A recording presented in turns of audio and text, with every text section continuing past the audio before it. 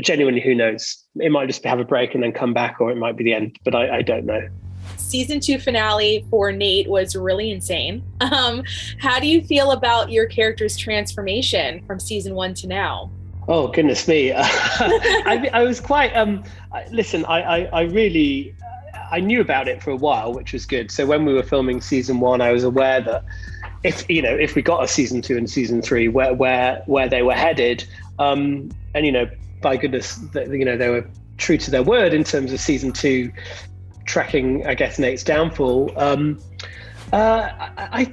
You know what? I just absolutely relished every moment of it, because it just felt really fun as an actor to try and sort of take the audience on that journey. Because I think season 1 Nate was quite not happy-go-lucky, because I think season 1 Nate is sort of troubled in his own way, in that he's insecure and he's picked on and he's a bit of an introvert. Ted obviously, brings him out of his shell. But there were sort of plenty of spaces for humor along the way. But then I feel like in season 2, there were increasingly fewer comedic moments for Nate and increasingly more dramatic or emotional sort of storytelling beats. And so they were certainly more challenging to play. But I was delighted that they, were going this way with the character. It felt very bold. What can audiences expect once the show picks up in season 3? I can't say. I love how open you were in asking that. Well, we're only midway or over midway now through filming, so there's still a long way to go, even with filming, and scripts are always being changed and stuff. But all I can say is expect more of a roller coaster, and there's some brilliant and lovely twists and turns along the way. How would you describe Nate and Ted's relationship at this point? And just working with Jason Statham, with the whole balance? Because like you said, Nate is very gung-ho in the beginning, and he gets this great opportunity, and then it gets a little bit darker for him. And the as an audience member, it's kind of sad to see that relationship with Ted and Nate to go that way. Yeah, one thing that's certainly not a spoiler is that, we know that the way season 2 ended, that there has to be some kind of reckoning, right? Whether it's a positive or negative outcome, I can't comment on. But, absolutely Nate and Ted need to chat again, right? Because I feel there was a lot of subtext going on in that season finale in season 2, where Nate lays into Ted and Ted just sort of takes it and is sort of deeply shocked by it.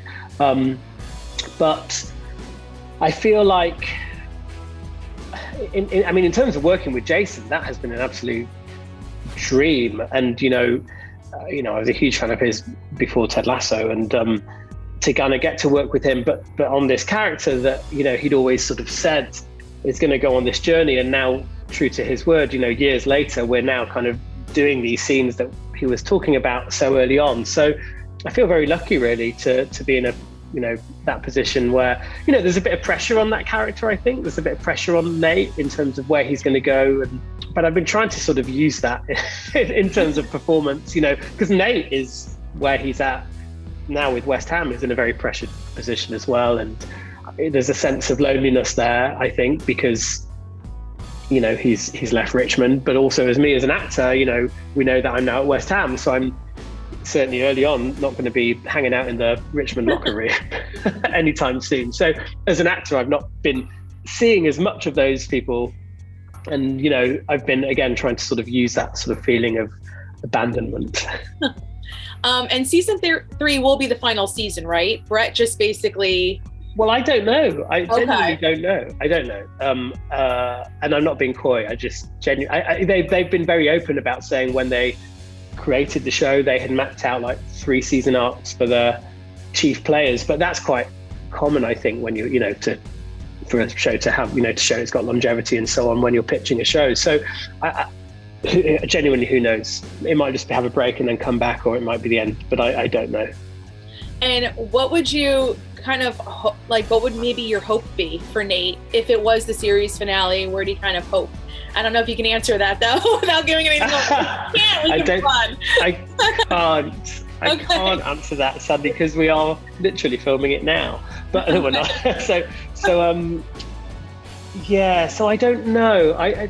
I've said before in interviews that the romantic part of me would love for it to be a redemption story, because I feel the show does that very well.